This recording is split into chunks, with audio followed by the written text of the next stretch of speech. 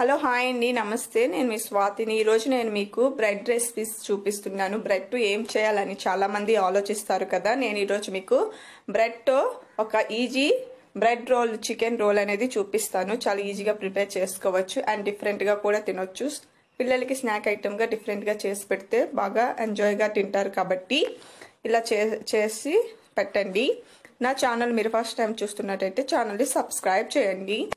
ఇప్పుడు నేను gas on చేసుకుని ఒక కళాయి పెట్టుకున్నాను. కళాయి హీట్ అయ్యాక ఆయిల్ అనేది ఒక 3 స్పూన్ వరకు యాడ్ చేసుకున్నాను. ఆయిల్ హీట్ అయ్యాక ఆవాలు 1/2 స్పూన్ వరకు యాడ్ చేసుకున్నాను. అలానే జీలకర్ర 1/2 స్పూన్ వరకు యాడ్ చేసుకున్నాను. ఇది కాస్త ఫ్రై అయ్యాక నేను ఇక్కడ పెద్ద సైజు ఆనియన్స్ 2 తీసుకొని చిన్న చిన్న పీసెస్గా కట్ చేసుకొని యాడ్ చేసుకున్నాను. ఇది కాస్త ఫ్రై అవ్వాలి. ఇలా ఫ్రై అవుతుండగా నేను ఒక 1/2 స్పూన్ వరకు పసుపు అనేది యాడ్ చేసుకున్నాను. పసుపు వేసుకొని కాస్త కలుపుకోవాలి. ఇప్పుడు ఇలా కలుపుకున్నాక నేను చిన్నగా కట్ చేసి పెట్టుకున్న వెల్లుల్లి రెబ్బల్ని యాడ్ చేసుకున్నాను. అలానే అల్లం వెల్లుల్లి పేస్ట్ కూడా యాడ్ చేసుకోవచ్చు. అలానే ఒక 2 పచ్చిమిర్చి కట్ చేసి పెట్టుకుని యాడ్ చేసుకున్నాను చిన్నగా. అలానే కరివేపత్త కూడా కట్ చేసి పెట్టుకుని యాడ్ చేసుకున్నాను. పచ్చిమిర్చి ఎక్కువగా తినేవాళ్ళు యాడ్ చేసుకోవచ్చు, బట్ పిల్లలకి పెట్టేటప్పుడు కాస్త తగ్గించడం బెస్ట్ కదా. అలానే చిన్నగా కట్ చేసి పెట్టుకున్న క్యాప్సికమ్ కూడా యాడ్ చేసుకోవాలి.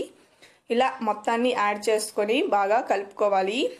ఇలా కలుపుకున్నాక నేను ఇక్కడ 150 గ్రామ్ చికెన్ అనేది తీసుకున్నాను. చాలా చిన్న పీసెస్గా కట్ చేసుకున్నాను. ఎందుకంటే మనం స్టఫింగ్ చేసేటప్పుడు పెద్ద పీసెస్ ఉంటే మన స్టఫింగ్ అనేది నీట్గా రాదు. కాబట్టి మ్యాక్సిమం చిన్న పీసెస్గానే కట్ చేసుకోవాలి.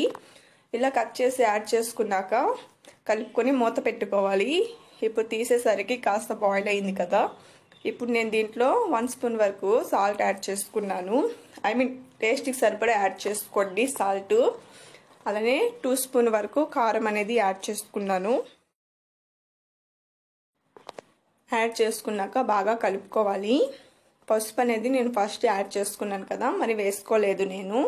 అలానే గరం మసాలా 1 స్పూన్, అలానే ధనియాల పొడి 1/2 స్పూన్ వరకు వేసుకొని కలుపుకోవాలి.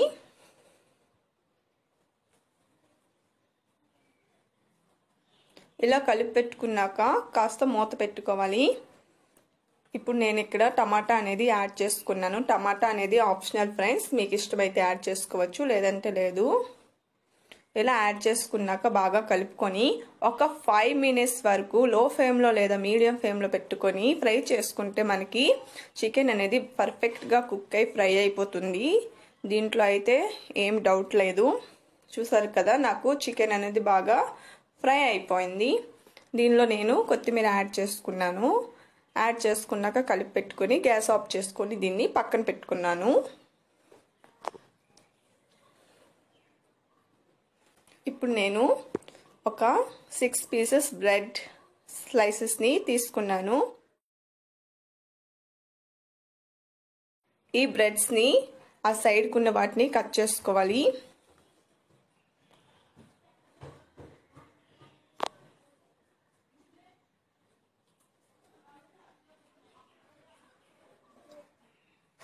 ఇలా మొత్తం కట్ చేసుకున్నాక చపాతీ దీనిపైన మనం బ్రెడ్ని కొంచెం అతుక్కోవాలి. వాటర్ వేసి కూడా అతుక్కోవచ్చు. ఇలా అతుక్కోవడం వల్ల మనకి రోల్ అనేది పర్ఫెక్ట్గా వస్తుంది. వాటర్ వేసి కూడా అతుక్కోవచ్చు.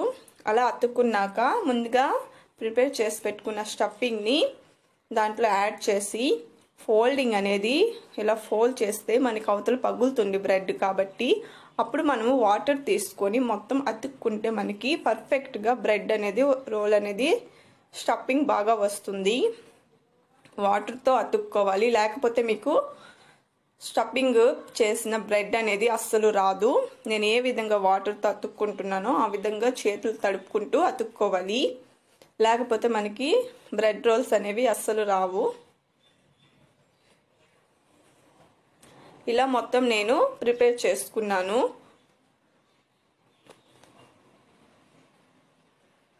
వాటర్తోనే అతుక్కోవాలి మొత్తం. ఇప్పుడు గ్యాస్ ఆన్ చేసుకొని ప్యాన్ పెట్టుకొని డీప్ ఫ్రైకి సరిపడా ఆయిల్ అనేది యాడ్ చేసుకోవాలి.